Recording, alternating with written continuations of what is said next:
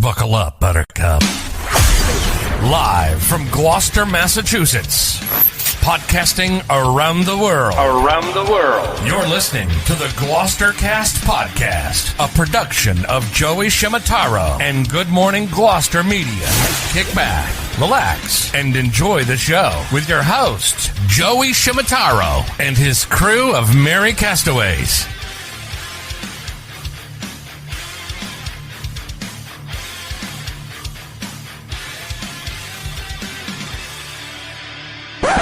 No piping plovers will be intentionally harmed in the production of this podcast.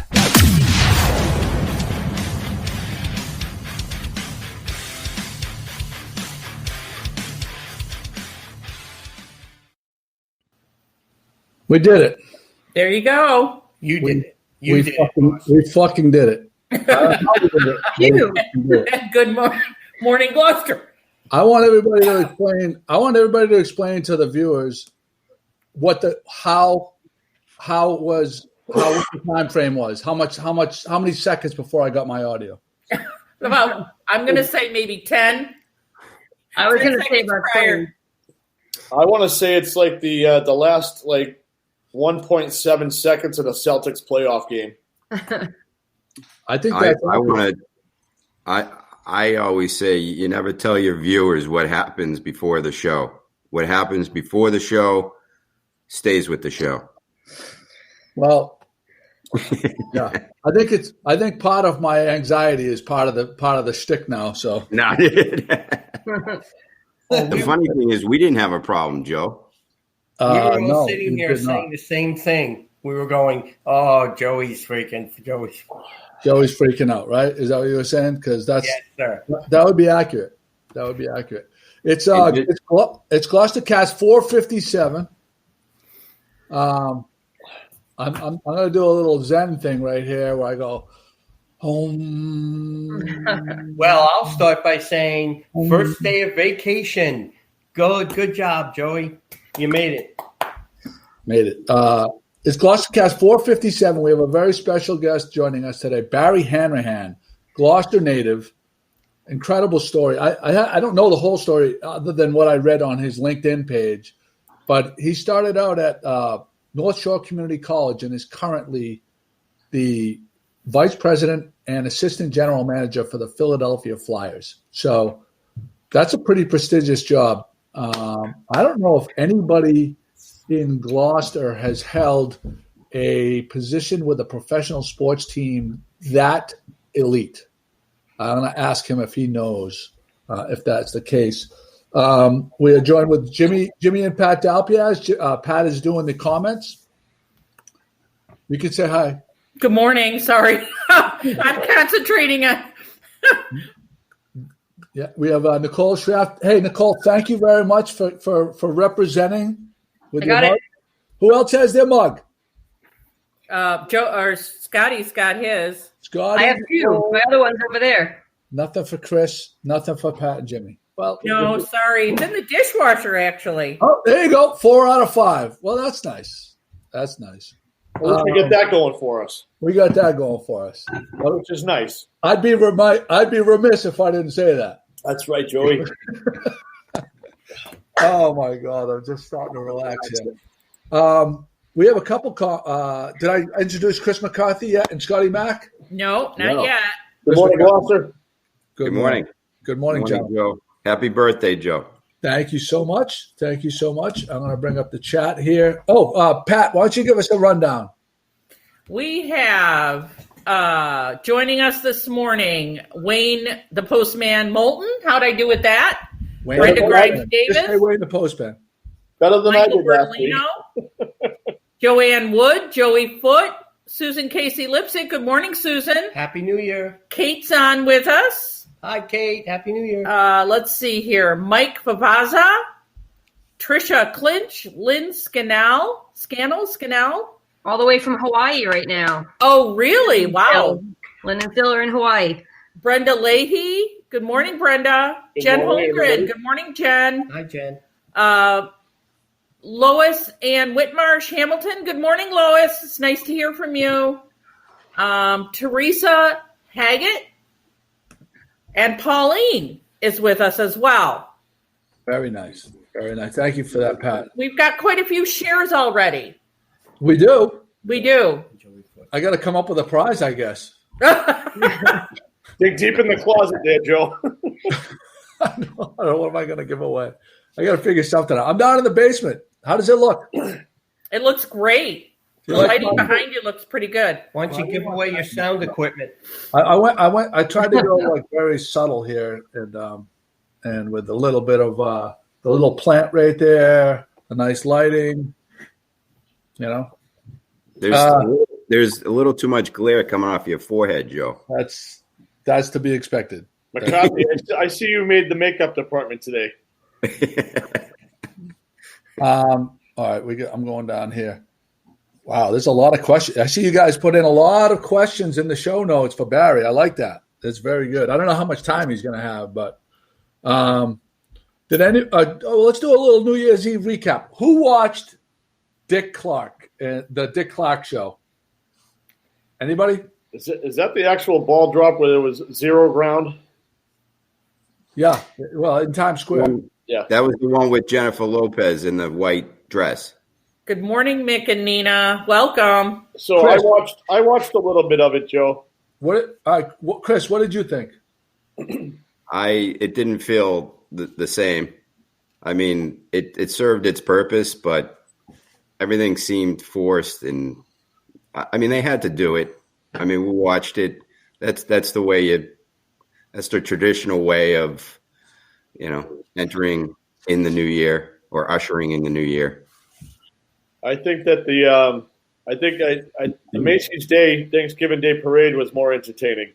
I think that it was a horrible production. In years past, I think they really tried. And I'm actually going to steal this from another TV show where they did a recap. I think that Andy Cohen saved it when he asked Anderson Cooper to drop acid with him. And because Anderson Cooper kind of slipped up and thought it was kind of surreal that it was like being on an acid trip, had to backpedal and asked Andy to do it later that night at a party. So That was terrible. The performances were terrible. Terrible. I'll tell you that Ryan Seacrest has had a lot of Botox. Oh. And Cyndi Lauper should have. Yeah. I mean, she was singing and doing some sort of techno song, and she was on the same level as Yoko Ono on that one. I think the highlight was J-Lo at her age, looking as beautiful as she still looks. But she didn't have the pipes to pull off Sweet Emotion. Yeah, that was a great point. Was painful. It was painful to listen to. It really was. And it reconfirmed that A-Rod is an a-hole. A hanger-oner. A hanger-oner. I see that guy, and he gives me. We went for dinner at Oliver's Harbor on New Year's Eve, and it reconfirmed my my previous thought that place is the most underrated place in town and the most overlooked in town, despite being really excellent. We had a great meal, and the service is great. The room is great. We got a reservation on New Year's Eve the day before at 7:30 p.m., which is, bananas to me, but it was great. So I want to give props to them. Yeah, we went last week. We had a really good experience. It was during Christmas week, I think. Yeah. They try so hard in there. The meals are spot on, and everything is feeling good. I never feel like there's a problem going to be with the COVID restrictions or whatever. They make it really feel worthwhile to go in there and not look over your shoulder and worried someone's going to do something and you're going to feel uncomfortable. No, I give them all the kudos for that. Yeah, and the food's fantastic. It really is. It's as good as any place in town. We got invited to go to the Igloos this week by Mile Market. Called us and said, "Can you do a little promo for us? Come in and showcase the Igloos." So we're going to be going there maybe Thursday.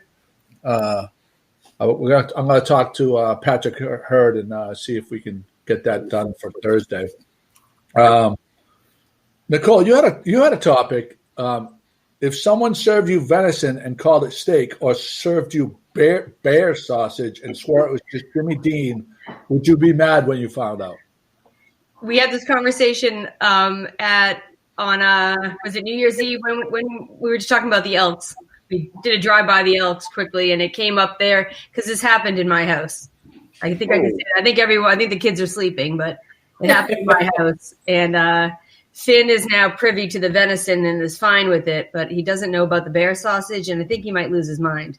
So we had a little incident in the kitchen here, and I knew, and Freddie denied it, but I decided to keep it from the kids. So would you, as adults, would you be mad? Not probably not the venison, right? But the bear would send me over the edge. Bear is in alcohol, or bear is in bear in the woods? Bear. This is like wheel versus whale, Chris. Bear, like in the woods. I wouldn't have a problem with it. You wouldn't? No, I wouldn't. But I bet you my wife would. I'm guessing. I'm going to speak for her and say I'm fairly. Yeah, I want the opportunity to say yes, yes, please, and no, thank you. I don't want to just. Is it an ethical thing? Like you have a problem with eating bear, or what is it? Why do you have the problem? It's not really ethical. It's not anything on the list of things I want to try. Now here's the question. I mean, when you're cooking meals on any other given night, are the ingredients or stuff disclosed to them as well? And then they go sometimes, "What is this?" I mean, it could be a vegetable that they've never tried before. So is that on the same? Are you saying you've never told your kids that it was something that it wasn't to get them to eat it? No, my kids eat pretty well. I haven't had to do that. We put like the spinach in the smoothies and they watch it happen. But yeah, I don't know. There's something about the bear that I don't think they'd want to know. I think you should give them this Thursday. You should give them tripe and don't tell them what it is. Yeah. They'll never know. They'll never know. Don't put that in my kitchen, Chris. Never mind. I had the worst. My children. I had the worst dining experience I've had in maybe 3 or 4 years last night. I'm not going to say where I went. Uh-oh. I had the absolute worst dining experience. And I'm going to just say this. So speaking of things that shouldn't happen in dining, if you order baked haddock, it should, in my opinion, it should not come saturated in lemon juice. That should be lemon maybe served on the side and you can squeeze it on yourself. But this was completely saturated with lemon juice. How do you feel about lemon juice on getting served baked haddock saturated with lemon juice? On the side. Oh, I love lemon. I would like that. No, on the side. On the side. Yep, on the side. I don't even use it, period. You don't use it? I don't use it. It's there half the time as the garnish, and maybe use it on the last bite or two. I got to mention, Paul Gamber just joined us, and I thought what his wife did, I don't know if it was Christmas Eve or Christmas, but they took out, you know how your liquor cabinet has like a ton of stuff in it that like you haven't touched in maybe 5 or 6 years? Yeah. And they put all of their liquor that hasn't been touched in a while, and they like forced cocktails. You forced to make cocktails with the booze that hadn't been touched. And if no one drank it, it got tossed. It got tossed. Joey, we used to call that in my house around the world because if you read the labels, they're all from different countries. So we used to do around the world trips. And that's you get lost about the third country. Yeah. Hey, Joe, speaking of lemon and garnish, one of my topics today was the infamous orange that you get served during breakfast at a lot of breakfast places. What is the reason for the orange, number one? And I'm curious how many of you actually eat that when you get your plate? Never. Is it in my mimosa? Is it just on the plate? No, we're talking. Is it in your mimosa? It's absolutely. Then I absolutely eat it. So the question is, do you think that it serves the same purpose as like parsley? Like it's a garnish that would make the plate look more attractive? Because a lot of times, like if you cook a plate and it's all like say like light brown, and there's no punch to it. Yeah. If you put that orange or you put like the green, like if you notice, like eggs and hash browns, on cooking channels, if you notice, they always do chopped up like that green onion, and they sprinkle that on top just to give it some punch. Yeah. No, that's what I figured. Sometimes the orange slice you get is like dried up. It's ugly. It's like, why you even put it on the plate? Kate says it's a papa color. It's a papa color. Get a little papa color in there. That accent's beautiful. I can hear her. She's upstairs with Connor. I can hear her right now. Papa color. It's a papa color. Yeah. So that accent that you're doing, Joe, I just recently got into a Netflix series called Wayne. Not Netflix. I'm sorry. It's on Amazon Prime. Called what? Amazon Prime, and the show is called Wayne. Wayne, and it was recommended to me by a friend of mine, Nina. So I said, all right, I'll give it a shot here. And it was actually filmed in Brockton. So the accents in this thing are absurd and fun to listen to, actually. So I recommend people check out on Amazon Prime Wayne if you're looking for a series. But you'll get that accent there. Was it a Boston accent, South Boston accent? Oh, it's you gotta watch it and just judge it for yourself and bring it back up on a topic on a later podcast. It's going to be a good one. Hey, Joe, one of the listeners said you should have sent it back. That's actually a good topic, and it's something that I don't do enough. How many of you, if you're served something that isn't cooked right or doesn't taste right, actually send it back? I'm telling you, I had the worst top to bottom experience, except for the person that handed me the food was pleasant. Other than that, top to bottom, the worst service, the worst meal, soggy carrots as a side. Soggy carrots. So who sends back their food? Anybody? It has to be completely wrong for me to send it back. Yeah. But so Joe, you're a big steak guy. If you get it medium rare and it comes well, you're going to eat it? If it's an expensive steak, it's okay. If it's under $20, I'm probably going to eat it. If it's an expensive steak at a prime steakhouse and it comes well done, and I ordered it rare, I'm going to send it back. But that's never happened to me. I mean, I think I'm with Joey on that. If I go to a place that really advertises, we cater, we do exactly what you want, I'm not saying have it your way, that place. But I'm saying, you go to a place like that, I would definitely say, guess what? You did it wrong. Let's do it again. A lot of times the wait staff will step in and offer, like they'll come by and say, how is it? And then when you tell them there's something not quite to your liking about it, a lot of times they insist to take it back. I've sent wine back. I say never. And Kate, your wife says she'd do it in the nicest possible way, but something gets lost in translation from handing it to the wait staff to the kitchen and how they articulate what's wrong with the dish. And if that chef or cook is being testy that day or just hates life or their job, I mean, it's a crapshoot as to what they're going to put out for you as to when they have to do it again. So in other words, you're afraid he's going to spit in it. I really happen. Put the pubies in there. You don't want to get the pubies in there. I don't want the chef picking them out of your teeth. You'll be picking the pubies out of your teeth. I don't think that happens on a high scale level, but I think that it's definitely in that wheelhouse of that industry, and I don't want to give that industry a bad name because I do eat out a lot, and I never send my stuff back because it usually comes out correct. But it's unfortunate for Joey. I'm sorry that happened to you last night. I had worst meal in 3 years. I swear to God. Caitlin mentioned a great point. If everybody's seen the movie Waiting, yes, that's exactly what I was getting at. And you move back, and that's probably one of the most underrated comedies of all time. Don't watch that movie if you're an avid food eater at a restaurant. Well, Barry Hannahan is with us. We're going to bring him on right now, and here we go. Hopefully his audio works. Mine didn't work. Add to the stream. Barry, look at the hat. Come on. You got to get your audio, Barry. So there's a little cog. Chris, how do we describe this? Look for the little cog. I'll take a picture. Hold on one sec.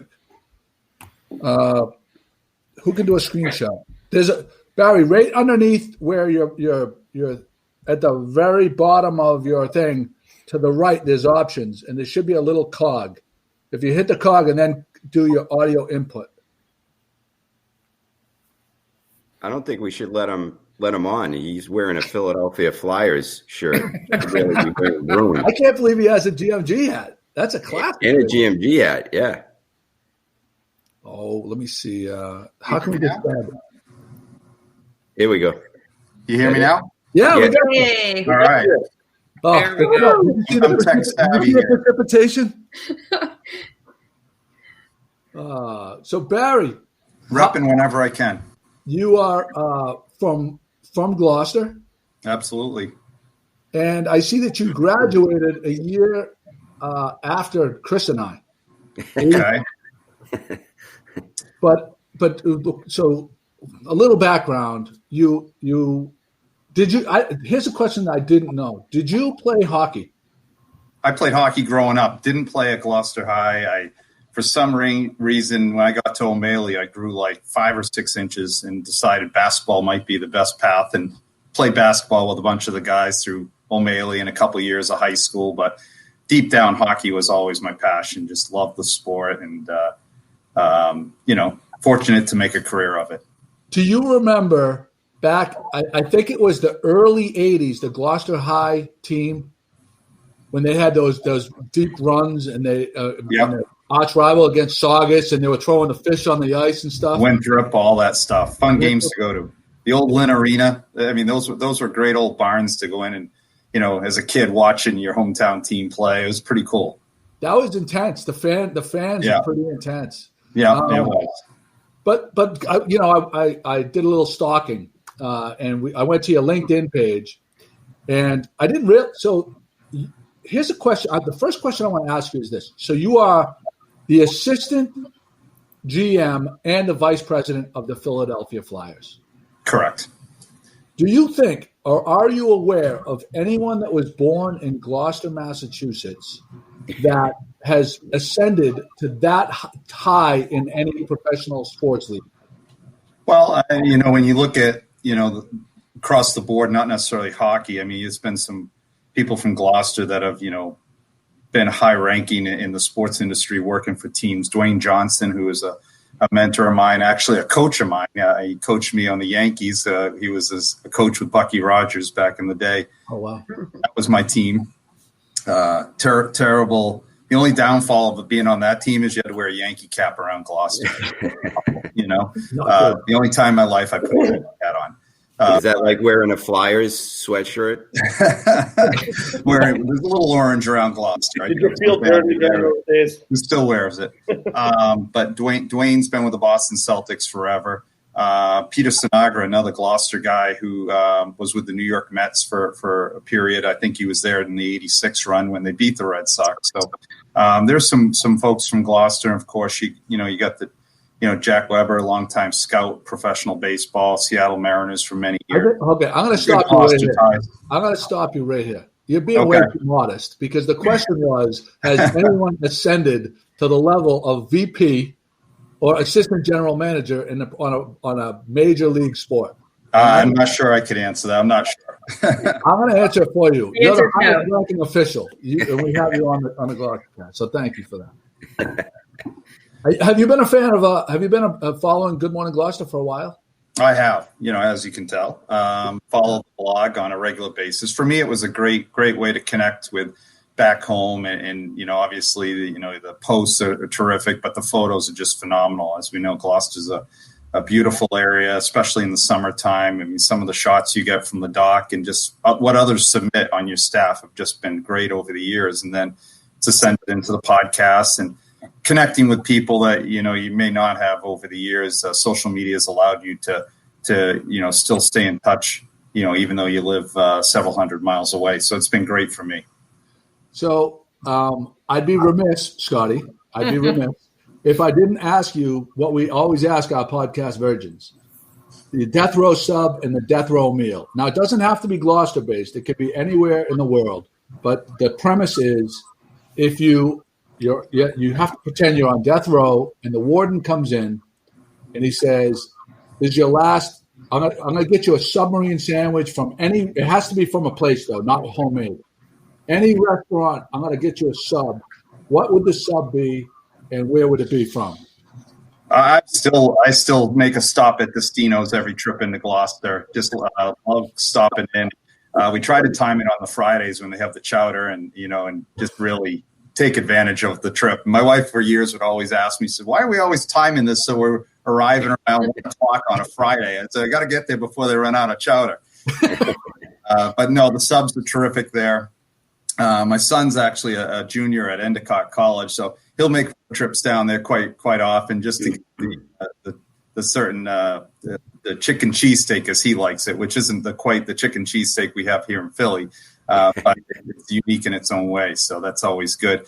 As far as the meal, man, there's so many great restaurants in Gloucester, but I just always love the linguiça pizza. For years, it was always at Maria's, and now we sneak over to Delaney's and get the to-go ones. I mean, just call it a simple pizza, but man, it's so good and it's hard to replicate anywhere else. Do you ever pop into the nest when you're there? You always have to. And that's another thing. You time that, so you have to wait a couple minutes for your pizza to be ready. That's a professional move right there. I have a question for Barry. Since we're on the death row sub and the death row meal, and now you're in Philly. Where do you fall on the battle of the steak and cheese with Geno's and was it D'Alessandro's or what's Pat's? Geno's and Pat's. Geno's and Pat's. They literally are across the street from each other.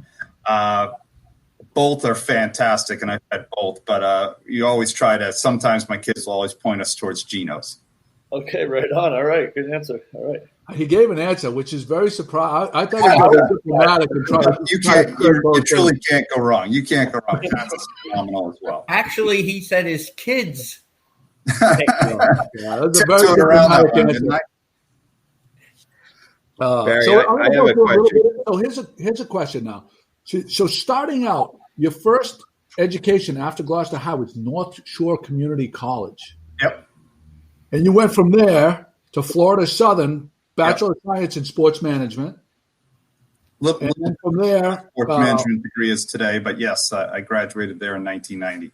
What'd you say? I'm sorry. A little different than, there's a lot. The sports management field has really taken off in the last 5+ years, where there's the degrees are more tailored towards specific areas of the industry, whether it's marketing, communications, certain areas of the sports field. Back in 1990, it was still kind of an unknown industry in terms of trying to make a career of it. So it was very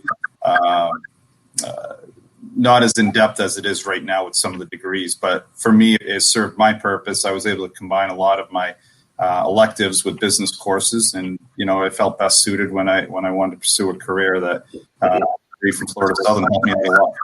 So when you finished up, you started was it an intern for the Orlando Magic?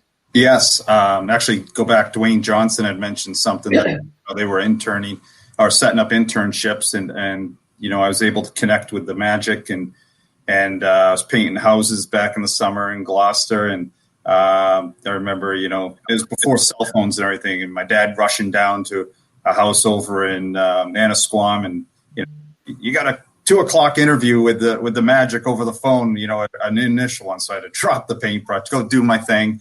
And I was fortunate that they wanted to meet me in person. So I had to fly down there, interviewed, and, was part of their inaugural season. And the unique thing about being part of something startup, especially in this industry, is you wear a lot of hats. You get to do a lot of things. You see a lot of things because your staff's small and a lot's asked of you, and everybody's kind of doing it on the go. So they're learning as they go. For me, it was a great experience. It was my senior year of college. They treated me wonderful, taught me a lot, and really opened some doors for, the thought process of, I'm going to stay in Florida when I graduate and just see what the landscape's like. Down there at the time, I think the Dolphins and the Magic and the Heat were the only professional team, on the Buccaneers were the only professional teams, but you could sense there was going to be more teams coming to the area following what the Magic and Heat did. And that led to, my first real opportunity with the Lightning. So when back in the early 90s, when Tampa, when they had the other place where they played what was the original place where they played? The Lightning. The Lightning, we played actually. It was funny. They when Phil got the team. So I read in the paper one day that I was living in Orlando, and I picked up the Tampa Tribune that day and saw that Phil Esposito, Hall of Fame, is trying to bring a team to Tampa. I reached out to who wrote the story. I said, hey, I want to help. I'm not looking to get paid. I need experience. I want to break in the business, the whole thing. Sure, come over, help us out. I did that for about 6 to 8 months. And then when they got the team, they hired me as one of their first employees, which was great. So to be, again, a part of another startup was really a unique experience. And then to do it, working for Phil, who was a Bruins legend growing up. And, obviously such a big part of, my growing up was following the Bruins at the time. And Phil was a big part of it. So I got to learn from him and his experiences. Wow. His brother, Tony, was with us as well. My best friends lived in Tampa, and I would go every single year. Catch game. And they had correct me if I'm wrong. And early on, you could get $99 season tickets. Mm-hmm. Absolutely. And going to those games, it was all young people. Yeah. And it was such a different experience than the Bruins, because the music, and then you'd go like in between periods, everybody would go out on like these like outdoor kind of, I don't know how to describe it, but like it was a party. It was so like, I think Boston is so stuck on being, like traditional. Tradition. Absolutely. So to go back to your earlier question, the very first year we didn't have a place to play, and Phil tried working a lease out with at the time it was called the Suncoast Dome, which is Tropicana Field where the Rays play now. So needed a backup plan, and there wasn't an arena in Tampa at the time. So they went over to the fairgrounds, which they, had a small exhibition hall there. And literally we pulled out a tape measure to see the length of the fairgrounds expo hall. And sure enough, it was like 218 feet long. Well, of course, the rink's 200 feet long. So Phil's like, perfect, we'll fit a rink in here. They put a rink in there. And for a first-year franchise to sell a sport in a new era, it was excellent because the seats were about 5,000 seats on each side. That's all it was. There was nothing on the end zones. And it was almost like a big high school rink per se. Or high school football stadium. And everybody was right on top of the action. People got to interact with the players. And you're right, we had a post-game area where we were able to, we called it, I forget the name of the club, the Lightning Club or something. So fans could buy season tickets with the club access. So the players would go there afterwards to meet their families. And it was a good chance to grow the sport. Fast forward the next year, they are able to get a lease done in the fairground. I'm sorry, at the St. Pete Thunderdome.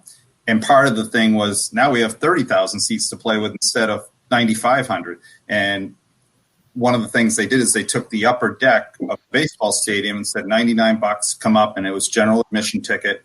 And it was great. And we just packed it in there.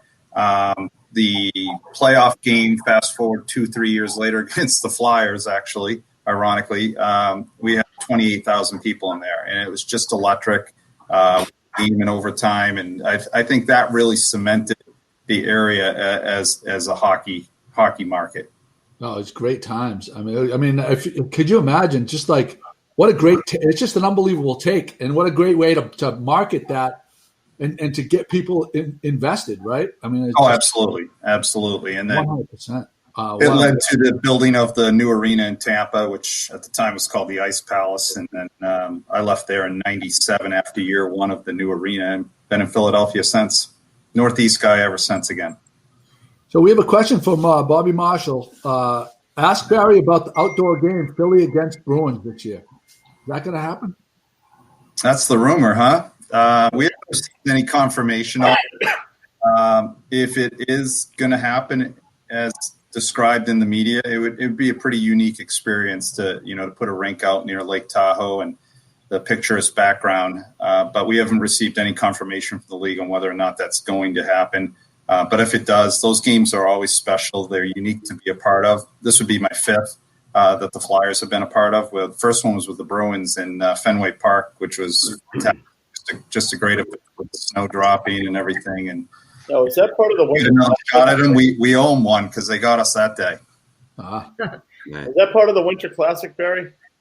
I don't know if they're necessarily going to do Winter Classics this year because that's been such a great fan event with, ranging from 100,000 at the Big House in Ann Arbor to all the unique experiences, whether it's Fenway or Wrigley or last year at the Cotton Bowl. The league's done a fantastic job promoting that, making it such a huge fan event. With the restrictions of fans being able to attend games this year, I'm not sure if they have the game, whether or not it'll be labeled a Winter Classic. So Barry, if the Flyers are out of the playoffs, do you root for the Bruins? Don't really have a rooting interest. Good games, last year, we lost in the second round to the Islanders, and we pushed it to Game 7, which was a great experience for our young players, and for us as a franchise, we've kind of went through a period where we got back to having some younger players into the organization, and they took a big step last year. We still have a really good core of veterans with Claude Giroux and Jake Voracek and the guys that have been here for 6-7 years. So they're good leaders and mentors for our young guys. But we got to the second round last year. After that, you kind of sensed Tampa was on a run there, and they were hard to beat. Yeah. Hey, Barry, I have a question. Go ahead, Chris. I have a question for you. I just want to let you know that I'm a fourth liner for Bishop Fenwick High School hockey team. So if you're looking for any players this season, we can always use them. The Philly mindset. If you're willing to go in there and throw your body around, you'll eat for free at Geno's and Pat's. No, but I was a good fourth liner though. I was probably one of the best fourth liners in Massachusetts. So. No, I did play a little hockey, but I'm a golfer. But I was curious if you got in a fight with this guy, who do you think would win? I'd probably him, even though his office is right here. Oh, yeah. Oh, is he still affiliated with the Flyers? Yeah. He spends most of his, I shouldn't say most, he spends a good portion between here and Florida. And he's actually flying in this afternoon, so he'll be around. We opened training camp today with some player testing and physicals and media day where they take all those headshots and photos and things. Well, I got to say thank you, Barry. What an important day for him, and to join us here on GMG is huge. Thank you. No, it's exciting. I was thrilled sitting there last week, and Joey sent me a message, and sitting there ready to watch the Pats game, and he said, "You want to come on Sunday?" I said, "I hope the heck we're not talking about the Patriots." Hey, Barry, can you see your screen right now? I can, yes. Yeah? Okay, Mick LaFata, he was a teammate of mine. See, he's confirmed that I was the best fourth liner. There you go. I'm going to bring in. I have a special guest right now. My stepson, Connor Hill, who scored a hat trick yesterday. Oh, nice. He has a question for you, Beck. Come over here, buddy. This is Connor. He played Hey, Connor, how are you? Youth hockey, big Cape Ann youth hockey. I'm an alum of Cape Ann youth hockey as well. You got a question for him? What's the best off-ice training drill to do? Best off-ice training drill. I would say continue to work on your hands. I mean, I always told my boys that anytime you get a chance to go in the driveway and shoot pucks and just work on, stick handling a little bit. You don't necessarily have to be on the ice to do that. So if you get a chance to do it in the driveway and shoot as many pucks as you can. What's the name of that thing that you got? Driveway's always safer. Sometimes some of our guys have stories of when they used to shoot in the basement, and of course they were probably wrecking some of their or whatever's down there. Sidney Crosby's legendary story of shooting pucks into a dryer, but you can do the same thing, doing it right in your driveway. Just shoot pucks, get used to it, and just go to town, have fun at it too. Have you ever heard of a super deker? Super deker is that? Oh, it move. There's like rubber bands on the side, and Yeah, absolutely. Yeah, he's obsessed with his yourself and everything. So there's a lot of tools out there you can take advantage of right now. What year do you play, Connor? This is my first year. First year. How old are you? I am 10. 10. Squirt, Okay. right, Connor? Squirt or Squirt. Yeah, that's a fun year. Just always have fun playing. Remember that. Yeah. There you go. You'll get the most out of it that way. Connor, you can be a fourth liner just like me someday. You were your first line. A hat trick yesterday. Come on, give him some props. That's why nobody else has a Good Morning Gloucester hat on today. They on the ice. Yeah, I know, right? No, you don't want to lose that. That's a collector's item. Yeah. Absolutely. No, Barry, the reason I showed that's probably my next purchase. The reason I show Bobby Clark's picture is he was one of my favorites. You know, the fights growing up in hockey were the highlight. You know, there's not as much fighting in the NHL, but I'm curious what your perspective is on fighting and you know, does it belong in the sport? You know, I don't want to put you in a tough spot, but I know that's always been a question people ask about hockey. Well, I mean, as you said, we grew up with watching the game where there was a place for it. I think you're seeing a lot less of it across the board in all manners, including junior hockey, right through the ranks. The game's changed a lot too. So the role of the full player, you know, the less games are hard to play. There's some big boys still out there, but the game's so darn fast too. So I think the game's changed a little bit. So the place for it has been less and less over the years, but I don't think the game has suffered too much from it because, as I said, the game is so fast and it's so electric. I think we're in such a great place with sport collectively from the NHL all the way down. I absolutely agree. I think that I don't think the sports. I think the sport's been as exciting as it's ever been. The playoffs are must watch. And I'll say this: there's nothing better than playoff hockey as far as edge of your seat the whole time. Absolutely. And for us, we're hoping that we can get through this season and possibly, you know, get back to an environment where fans can fill buildings and enjoy that same experience because certainly, without a doubt, I know the players do in this market. I know they do in Boston. They feed off the fans. And when you have 18,000+ in the stadium, you know, revving up for a game, it is nothing better. Our guys look forward to it. We're in that unique market here like Boston where the sport really matters. And more importantly, the team matters. The Flyers are such an important fabric of the community here. It's a generational thing that doesn't go back 100 years like the Bruins, but we're pushing 53+ years, so we're getting into those generations. So speaking of fans, can you compare and contrast Boston fans to Philly fans? Because Philly has the most notorious fans in all of professional sports. It's called passion, Joey. It's called passion. Is that what we're calling it? Okay, that's what it is. My wife always jokes that knowing me and how I grew up rooting for the teams I did, and she said they're identical. The Boston Philly fan base is identical, so I sense that as well. As I said, the teams up there mean so much to the community. They mean so much to the way of life, what people do, and it's the same here. I mean,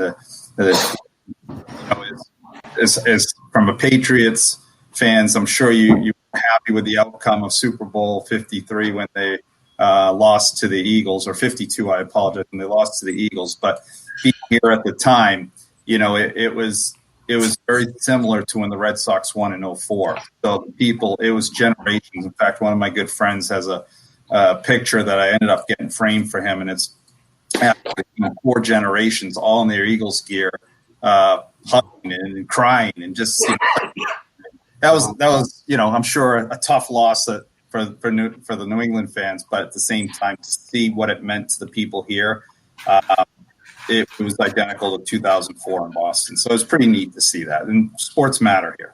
Yeah, well, it's funny. We've been so spoiled for so long that we go to a Super Bowl and you can drive through town and you don't see a banner anywhere. in so many markets, if like one of their professional sports teams is going to a championship, like every single like building would be plastered with, like go and, there'd be events everywhere. And it became almost blasé to a degree, it's kind of a sad thing. Nichole, both of your sons have been heavily invested. Your family's been heavily invested in hockey. I wanted you to speak to Barry a little bit about like the club hockey and that stuff. I know you had a bunch of questions.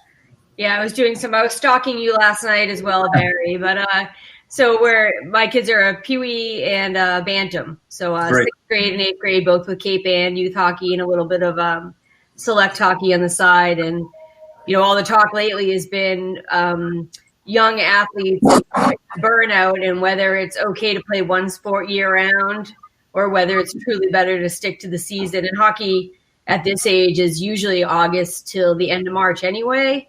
But, you hear other parents from other sports saying, why do these kids play year round? And it's not good for them as athletes. It's not good for them as developing children either. So what's your take on that? For someone who personally, this is just my personal opinion. I like seeing them play as many sports as they can. My boys, I have 3 boys. My second and my third both play hockey. But they also played other sports. They're into lacrosse, and actually my youngest did crew this year for the first time. So he was loving getting out on the river and really, enjoyed that aspect. So I think it just from a development standpoint, it helps. As far as, the athlete goes, we have players that come in, especially young players when we have our development camp, and our trainers can tell a little bit of those who played other sports growing up and those who stayed just with hockey, just because certain parts of their body are developed their different ways. And that's not necessarily one's better than the other. But I think from having a fresh mind and attitude and recharge the batteries, it's good to play different sports, interact with different kids and try to do it if you can do it within your school. So you're part of the school, you're part of your classmates, and you get a chance to interact. At the same time, I get where we are with, youth sports, and it's not just hockey. I think it's the same with, whether you're playing travel baseball, the lacrosse program is no different. Sure, it's with basketball and every other sport that, you get to high school, and back in the day when we were all in high school, you played 3 sports. You played a fall sport, you put your gear away. You played a winter sport, you put your gear away. You played sport, and I remember at our age there was he actually played for the Flyers. Bobby Corkum, he played on the North Shore there. He was a 3-star athlete. He played football, hockey and baseball, and we all knew kids who did that, and that's what you did. But nowadays, it's all focused on year-round development and. For the chance to play at the next level, that's clearly what it takes to, stay driven in the sport. So there's pros and cons for both sides, I guess.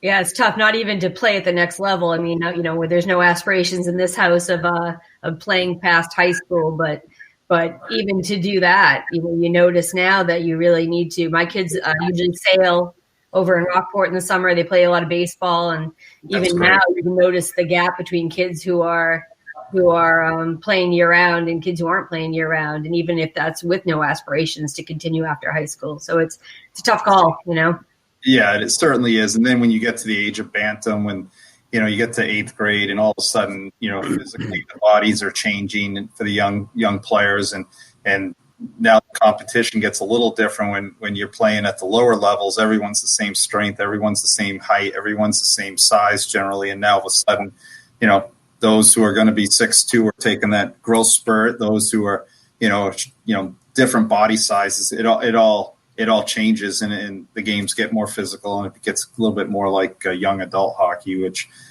changes a little bit the dynamics of, where the kids feel they fit in. For the kids who are watching, I'm proof that it's okay to be a 4th liner. There you go. Barry, I have we're always looking for them. If you would, being in the vice president position and being on an opposing team, I guess my question is, what Bruins player would you acquire? What's your wish list? If you were to be able to steal one player from us, who would it be and why? Yeah, did you consider Chara? I certainly can't talk about other teams' players, but you certainly have to admire the group that they've had for the last 10-plus years. And it started, I think, with the acquisition of Zdeno Chara and the drafting of, Patrice Bergeron and Brad Marchand, David Krejci. I mean, that group came through. They've interchanged a few parts along the way. Tuukka's been there a long time. But they've added some young guys in recent years, but they've had a pretty good run there. I think there's been 3 Stanley Cup finals. They're always a team that how they're going to play. Their compete level is very high. And they've been a measuring stick for the other teams in the last 10 years. So you'd certainly admire the top end players on that team, and it's set the table for the Bruins to be one of the best in the league for that period, and will continue to be a hard team to play against. They're in our division this year, so we're going to see them, I think, 8 times. Oh, that's good for you. Yeah, no, it'll be good. I think we have 4-4 with them, which the schedule's kind of unique this year, where it'll actually a little bit like a baseball style. So we open a week from Wednesday at home against the Penguins, and then we play Friday night against the Penguins. So they're in for two games in 3 days. So it's a little bit like the baseball schedule. It's trying to, limit the travel, limit exposure for teams. For us, our flights are only going to be to Boston, Buffalo, and Pittsburgh. The rest of them are we're the proximity we are to New York. We have the 3 teams in the metro area there, and then we got Washington. They're all within a 2-hour radius, so it's good travel for us. Do you go to every game? Not as much anymore, no. I'll go to probably about 25%, find out when I can sneak in, see a game. I always like getting up to the Boston game and, a few cities here and there. I traveled a little bit at the end last year. I was actually with the team in the bubble for 6 weeks. So I was there, but no, not as much anymore, which is good. And when I'm not, I sometimes. How much hockey do you watch outside of the Flyers? If you're an assistant GM, I mean, how many hours a day are you watching?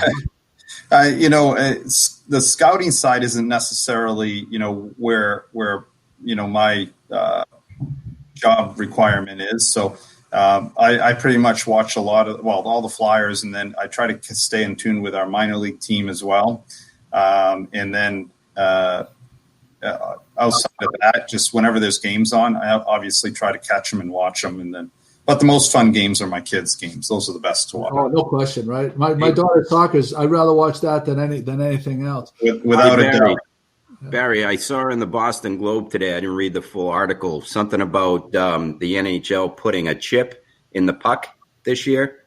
Did you? I think that they're trying to introduce a little bit more player tracking from a statistical standpoint. Whether or not it will work for the start of this season, I'm not sure. I know there's been some, public discussions about, keeping up with some of the data and the analytics that you're seeing on other broadcasts, whether it's the NFL, the European soccer leagues. I think some of the NBA broadcasts are doing it as well. So I think it's more of from a statistical standpoint that they'll able to do that. If they are, it's great. More information, the better. Makes the broadcast more entertaining as well. So if they're able to make it work, that'd be great for all hockey fans. So getting back to your connections with Gloucester a little bit. I don't want to get burnt. You have to talk about hockey all day long, but what are some of the things about Gloucester that you miss the most being away from here? For me, I grew up there, 20 years, counting going to North Shore Community College. I left to go to Florida Southern when I was 20 or so, right around there. My parents were born and raised there. Grew up in Riverdale, right off of Wheeler Street. It's just, I guess going back, it's the people, it's a beautiful location, no doubt about it.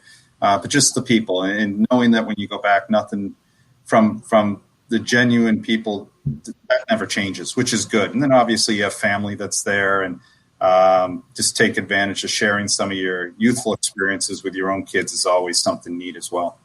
Do lobsters taste the same in Philly as they do in Gloucester? No, not necessarily. Barry, I've got one question, Barry. I drive the 95 128 probably not as much as you, but I definitely drive that. What's the best time to hit that since you go up on Friday? Because you guys, I generally like what's your plan? I like leaving around 7:30, and everybody goes, "Oh, what are you doing?" You go through New York around rush hour, which is actually the reverse because everybody's in Manhattan by 8 a.m. anyway. So usually that's the way I go. I also have a place up in the White Mountains in New Hampshire. So if I'm not hitting Gloucester, I go straight up to 93, and I can do that in a decent amount of time. But I like going around 7 a.m. You get up there no later than noon, and it's drive done many times, and once you break it up, you get through Connecticut and that Merritt Parkway. It's home sailing usually, unless the mask can jack you up once in a while. Here's a non-hockey question for you, Barry. Have you ever done the 72 stone steps at the Philly Museum of Arts? Of course, that's a must. You do that when you're here. That's great. I didn't know how long has Gritty been the mascot for the Flyers? How long? I think this is his third or fourth year. I think he came out in 2018, fall of 2019. Yeah, this will be his third year. All I know is for such a short time, he has ascended in the ranks as one of the most popular mascots in all of professional sports. I don't know how that came. Did you just let that guy go bananas, or like, you see some of the stuff he does? He's wild. He took lessons from the Philly Fanatic. He's a pretty special talent. What is Gritty? What is he? Yeah, what is the matter? What is it? He's Philly. That's all he is. He's Philly. When he was introduced, his first game was a preseason game, and he came out on the ice and he ran on the ice, and he didn't have the foot tracking on his shoes that he wears, and he went flying down and whacked the back of his head, and the fans here are just like it's a tough crowd. So at first, I'm not too sure about this guy. All of a sudden, somebody like one of the ice crew people looked at him and pointed and kind of laughed, and he got up and he had one of those air guns, and he just fired one of those shots that you're supposed to shoot about 100 feet away. He fired it, hit the guy, knocked the guy down.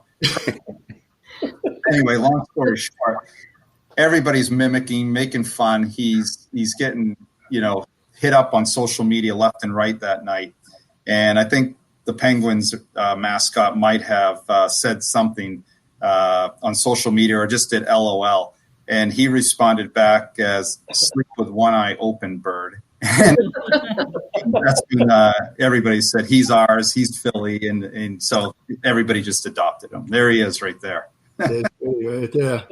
Beautiful. I'll tell you, he's entertaining. Barstool Sports loves Gritty. I'll tell you that. Absolutely. Does he report up to you, Barry? No, he's pretty clear. He's a tough customer. So here's the question. You wake up in the morning. Do you fire up Good Morning Gloucester first or Barstool Sports first? Good Morning Gloucester, of course. Yeah. I love it. Anyway, I don't know if you have to go, but I mean, I know we've had you for an hour now or 40 minutes, but you're welcome to hang out. Did anybody else have any questions for Barry? No, Barry, thank you for sending me your email. I'll send you my resume. I got my equipment bag all packed up. Did they have video back in the day when you played, or relying on slides? Well, it was black and white. I think it was black and white, but send what you can. I'll submit them to our department.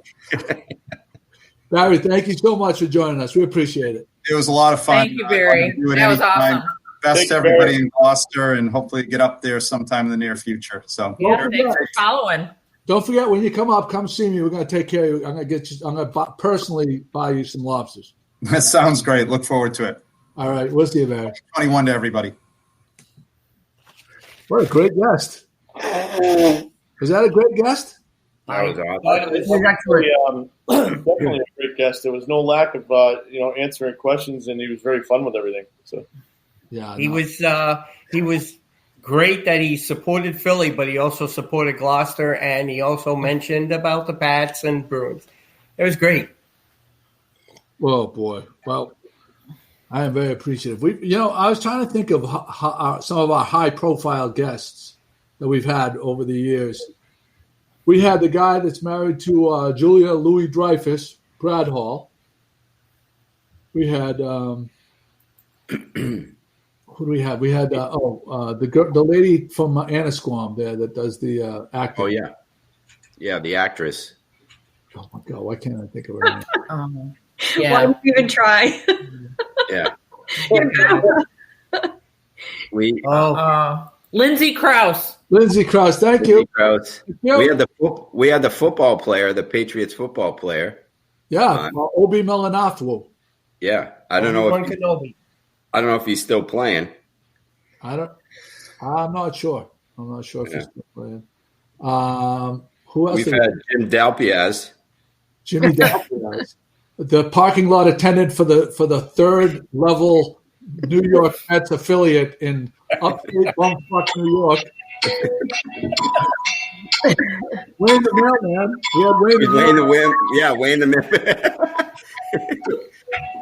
We had the fourth line for Bishop Fenwick Hockey. The fourth line. Right. Yeah. Oh yeah. Russ Steves. Did Russ Steves ever make a guest appearance? Russ Steves? Yeah, he did. He was in studio about a year ago. We missed Russ Steves. Just last week, we had the famous DJ Logic. DJ Logic, A-lister, Grammys, won Grammys. All right, Chris. We had Skippy. Oh my God, crack addict Skippy. Oh my word! That guy was definitely whacked out. No question about it. That guy was whacked out. Yes, and we've had the mayor, exactly. Oh, geez, how can we forget the mayor? We don't mention Safata. It's the mayor, A-lister, the mayor. I think we got to have another local A-lister and living legend from the Greasy Pole, Salvi Benson. We got to have him on. That is 100%. Ralph DiGiorgio, A-lister. All that. Amber says. Chris, you had a topic. What is the attraction of a pebble stone driveway, especially living in New England? Oh, actually, look at Wayne said Bo the dog. You can't forget about Bo the dog. Bo, the official dog mascot. Exactly. The official Cooper. So, and if Kate's still listening, she could probably attest to this. And did she put you up to this? What's that? Did she put you up to this? No. Okay. But and I know you have a stone driveway too. But because we had our first snowfall the other day, when I walk around all the different neighborhoods, you wouldn't believe the number of stones that are in the street from the plow, and how the plow just rips the shit out of these driveways that have the little stones. And I'm looking at these driveways, scratching my head, saying, why would you have a driveway with stones? I know Ralph has one, so if Ralph's listening, I'm just curious. I'm sure there's pros and cons. Aesthetically, they look nice, but they become a mess in the winter. I think that there's several reasons. I think the number one reason is that for drainage. I think that the city will not let you pave certain driveways for drainage reasons. I'm not positive about that, but I think that's the case. For number two, the reason we don't have ours paved is because we don't have enough money to do it. No. I'll be quite honest with you. I have other priorities. I'd rather take a trip and have life experience than pave my driveway. If you set up a Christmas club. It does suck though. It sucks to like in the spring to redistribute those stones. Oh my God. We passed one house. Charlotte and I were walking. The guy was raking his lawn. I'm like, he's raking his lawn now. But then he had the shovel, and we could hear the rocks going into the wheelbarrow. And I'm like, why do people have stone driveways? Especially here when you get clobbered in the winter and have to plow. Speak on that one, Chris. I actually worked for Christian D Landscaping, and we did a major project, exactly the driveway style that you're talking about right now.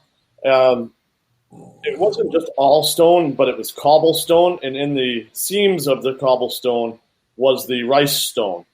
And again, for the drainage and stuff like that. But I agree with you. I think it makes a little bit of a mess. I'm not a huge fan of it. I had to do it for work. It's not an easy job to do, and very, It looks very nice. Very hard to maintain though. Yeah. Brutal. I always wanted the crushed eggshell, like down the yeah. It came out beautiful. It looks great. It is hard to maintain. Yeah. Oh man. Actually, Safathia says she has stone for traction, which is an interesting point. But she also said, yes, I think that it was a reason, like some places you can't pave because of drainage and stuff like that. Drainage, yeah. That's interesting. Yeah, I wasn't aware of that or wouldn't have thought of that. Nichole, you went to the Newburyport Black Cow, and I saw some of the photos you took. How did you get the shot overhead looking down at the sushi pit? They have an upstairs dining space. They have a rooftop deck during better weather, which is really nice. They moved. I didn't know they moved. They moved like 3 years ago, but I didn't know that. But they have a rooftop deck, and then they have an upstairs space that holds like 80 people. And in the middle of the outdoor space, the floor is open, and you look down over that sushi boat bar. What? Oh no, Chris, what? No, I'm reading the comments that are coming in. Kate wants to start a GoFundMe for a driveway. We're not. Okay, you know how people say never say never? I will never, ever, ever do a GoFundMe to benefit me. Yeah. Okay, so you know how people say never say never? I don't ever want to be the guy that does a GoFundMe. I know it drives you crazy. There was a restaurant that had already a super established, well-running restaurant. And they started a GoFundMe page for a pizza oven for their new restaurant. And in my head, I'm saying to myself, what a pair of fucking balls to fucking start a GoFundMe when we're making a ton of money at your other place. Yeah.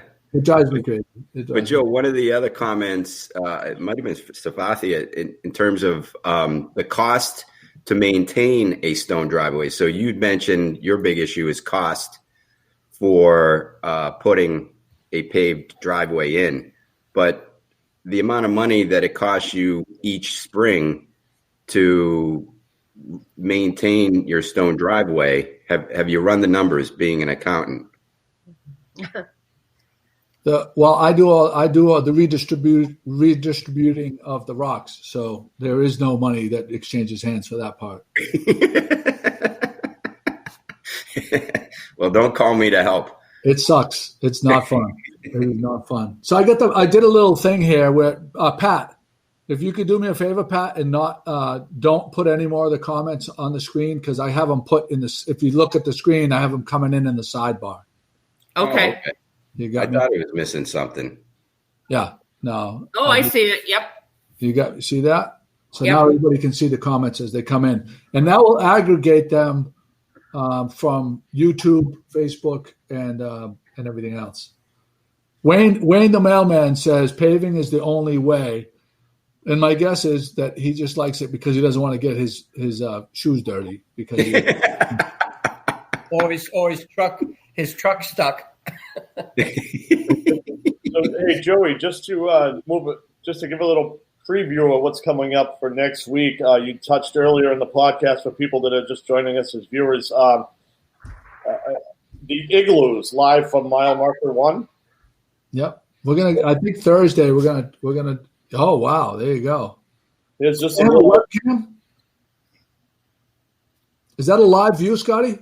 That's a picture that was that's on Google. You could Google it and take a look at it, or maybe on their website.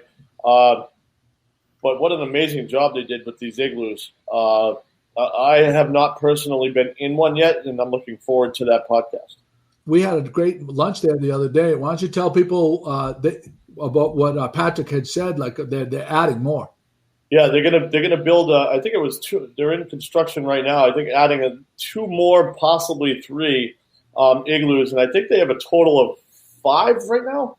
Joe, 5 or 6 or something, but yeah, 5 or 6. With the addition of 2 more, and they've really said that it's it's really saved them in this time where the outdoor dining, the indoor dining has been diminished to the 25%. So kudos for them for being innovative and trying to keep things going and afloat over there. So he said the response is overwhelming, and the cost to rent one is $30 minimal. 6 people, that's $5 a head just to rent one. It is a non-factor. Like that rental fee for that kind of experience is a non-factor as far as I'm concerned. If it's 3 couples, it's $10 a couple. That's nothing. That doesn't account to anything. There's pros and cons that people have weighed in on about those. I'm not going to really touch on those unless you'd like to. But people have their opinion on being in a bubble. But that's I want to try them. I'm curious to go try them. If you go to Mile Marker website, they have a section dedicated just to the igloos, and they actually explain the ventilation. Awesome. Okay. So, for those who might be concerned about being in an igloo with other people, go to the website. They explain or address everybody's concerns about being in an enclosed area like that. Awesome to know. Yeah, I was curious myself, so that's good to know, Chris. Thank you. Not only is it fantastic, but you can tell how much it's made an impact because they have a whole line of clothing right when you walk in that has the Igloo logo on it. Not just any line, Joe. It's your famous line. Helly Hansen. Helly Hansen. I mean, that's top of the line. My go-to. It's my go-to. Yeah. I want to know when the buckle. I both have searches, eBay searches. Anything that comes up in my size, men's large, Helly Hansen, I get an immediate notification. You're welcome. Well, I'm not stealing anything from you. You're a woman. No. I said no. I just meant you're welcome for the eBay hint. Kate loves it. I spend far too much time on eBay. Kate loves tripping over all my Helly Hansen gear. Okay, where we go? I'm going right here. Responding to Mary Ann from Gilligan's Island died. Yeah, I know. A few weeks ago, we were talking about Gilligan's Island and some of our favorite actors or actresses, and when I saw that, I had to do a shout out to Mary Ann. May she rest in peace. I think she left. She lived a good life. I think she was. I think she was 84. DJ Scotty Mack. So they said Ginger is the only living cast member now. Who is? Ginger. Oh, really? Everyone else has passed away. Wow. That's that clean living he was doing. Is that like the winner on Survivor? I guess so, right? Yes, you went to the bowling alley and got the Reuben burger. Can you describe it for me? Who did? It says Reuben burger at the bowling alley. Did you see No, it? I didn't go, but I have to go. I saw their post on Instagram, and when I saw that, I'm like, oh my God, that is a must. I mean, just the looks of the thing looks outstanding. And, Cape Ann Bowling, they're doing a lot of great things over there. I don't know how many people realize that they have a restaurant, full-fledged restaurant, pumping out great food. Bowling is open during this pandemic. They're doing a lot of social distancing and the cleaning, the cleaning of the balls. You always have to keep those balls clean, pandemic or no pandemic. But if you haven't been to Cape Ann Bowling or Bowling Alley, get over there. Even if you're not going to bowl, try some of their food and some of their beer because they are brewing beer. Right, the beer is really good. We're due to go there. Yeah. Maybe we'll do a podcast there this week. Cape Ann Lanes on Gloucester Avenue. Cape Ann Lanes, yeah. What did you say? You say it wrong? No, I said Cape Ann Bowling. Yeah, okay. Well, Cape Ann Lanes. Yeah. Well, you got to make sure. Well, guys, what are we going to do today? Football's on. Good at eating. Pats play the Jets at 1:00. That's going to be a great game. It could be many coaches their final game today. I'm predicting the Jets today. Who you got? I'm predicting Cam Newton gets hurt. I'm predicting that it's going to be the Jets are going to win. As a matter of fact, I may or may not have placed 30 units on it. Is 30 Bitcoin? Are they starting Stidham or are they starting Newton? I think Newton, but the line was plus 145. So 30 units get you 45 units if they win with no spread. The Patriots were 3.5-point favorites a couple days ago. Pat is telling me that don't forget the prize drawing, but I don't have a prize. So sorry. Hold on. Where's your frozen pizza? But you had a Well, I haven't done it yet. But that's a great call, though. So don't you have a glass in your cupboard that you can smack a Good Morning Gloucester sticker onto? Just find your freezer's around the corner. Just run over and open up the freezer and grab one. Joe, I'll donate this. Why, you don't like it? I love it. But speaking of regifting, I'll regift. Well, we have 2 remaining shot glasses from podcast 45. All right, we got a gift. Safathia is donating a $10 Dunkin' Donuts gift card. All right. Nice. Thank you, Safathia. Thank you, Safathia. I gotta entertain yourselves. I gotta run and get my my cell phone that has the number generator. So I'll be right back. Entertain ourselves. Hey, Chris, I know you said you're the 4th liner, but trust me, you're the king of the one-liners.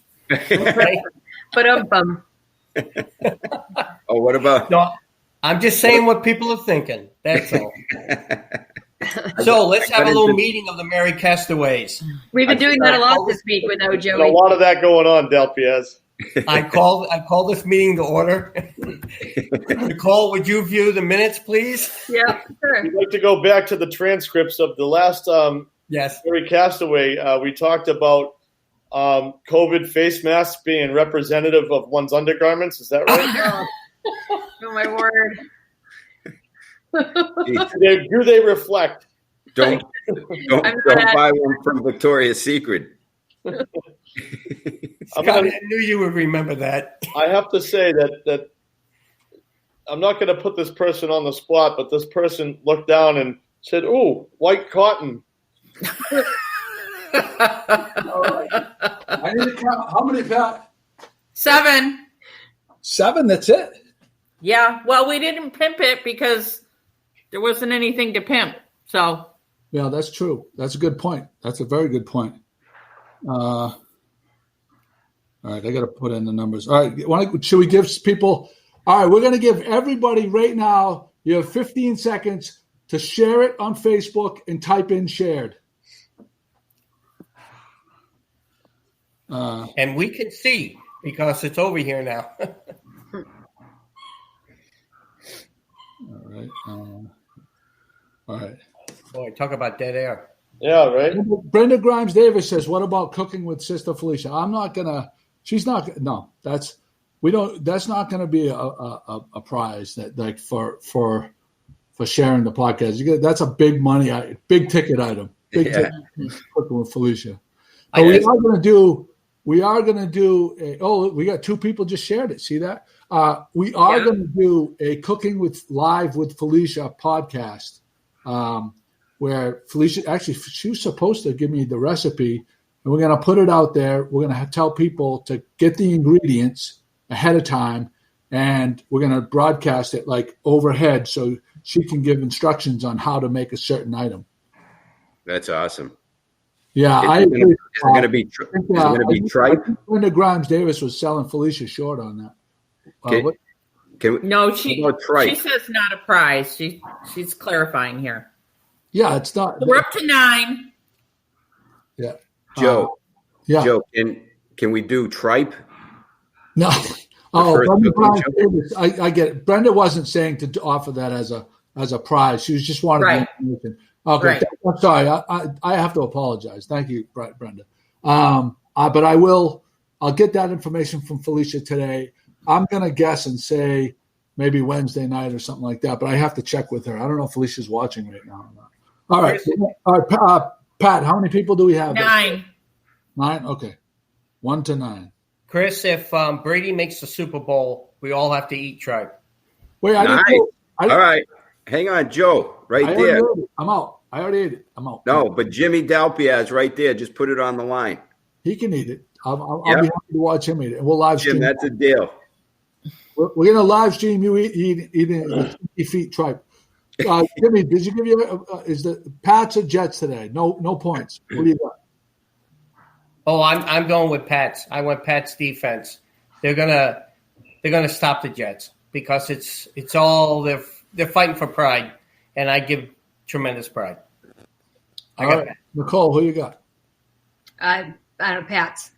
I got nothing. That was an uninformed decision if I've ever heard. I lost interest a few weeks ago. I can't lie. No, it's okay. Scotty, who you got? I don't know. It's a tough call, man. I mean, they've been playing like total dog shit all season. I mean, they come with a 45-0 blowout, and then they come back and lose all these other games. And I'm going to go with the Jets. I mean, I love the Pats, but I just don't feel like they have it in them. I feel like they've totally given up. And Edelman is a smart move not to be activated with that injury in a losing season. There's a lot of players not playing. Chris, who you got? I would say that the Patriots lose on purpose so they can move up a couple spots in the draft. All right, here we go. We're going to do our well, let me make this big. Hold on one second. Hey, now. That's what she said. 1 second. Okay, here it is. Can everybody see?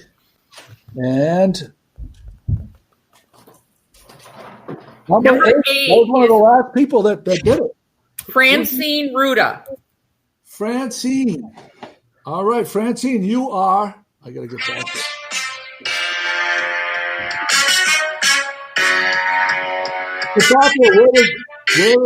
Where is Francine picking up her $10 gift card to Dunkin' Donuts? We got She wrote earlier to go to City Hall and check in with the guard. Check in with what? The guard, I think she said. Okay. Yeah, Dave. All right. My buddy Dave. There you go. Thank you so much, Safati, for sponsoring the prize this week. We appreciate it. Very nice. We are firing on all cylinders. If you're not subscribed, if you're not watching, I feel bad for you because we're having way too much fun here. If you're not subscribed, Joe, they're not listening. Wait. Francine just passed. We're going to do another. There's still – okay, we're going to do it again. All right. Ready? We're going again. Number 5. Who's number 5? Number 5 is Postman Wayne Moulton. Wayne the mailman. Don't say Wayne Moulton. It's Wayne the mailman. Oh. George is getting angry. Hey, Joey, anybody ever tell you shout? Wayne the mailman. Thank you so much, Pat. Pat, hey, by the way, Pat, great job compiling the show notes. For Barry Hanrahan, thank you for joining us. Pat and Jimmy Dalpiaz, awesome job. Nichole Schrafft, awesome job. Chris McCarthy, awesome job. Scotty Mack, as always. This is a lot of fun. I miss you guys. I can't wait to get together and have a few adult beverages. Peace out. Joey.